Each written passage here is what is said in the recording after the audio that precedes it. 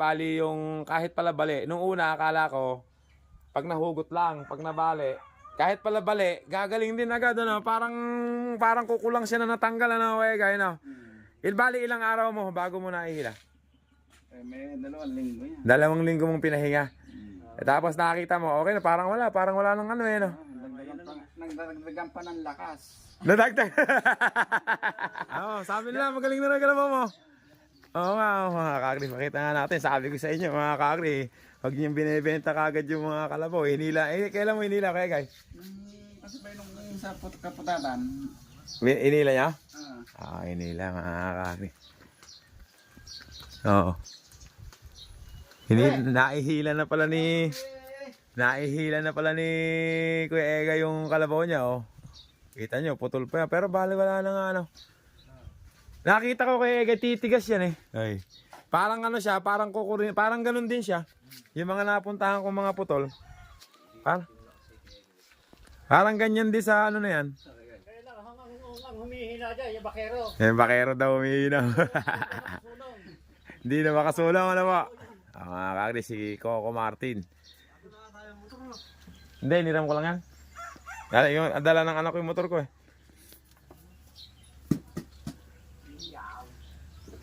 Si Tipoy. Ay, nakihila na pala. Hindi na umiiyak si Kege ngayon kay Rana eh. Hindi na, simula na inabot ang 1,000 Kala ko naman di na umiiyak kasi umilan eh. Kakri, umilan na raw si... Ha?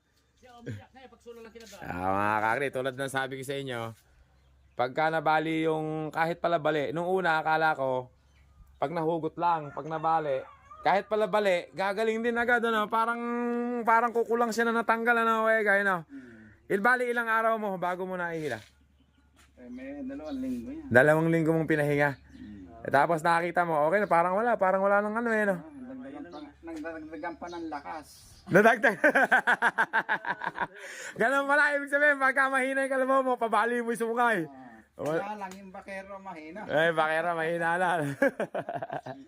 Nadali pala, mga kakri. Sabi ko sa inyo eh. Buhay ko ito nahuhuli na yun Baka gusto mong maragdagan yung lakas ng kalabaw mo. Pabali mo rin yung sumukay para...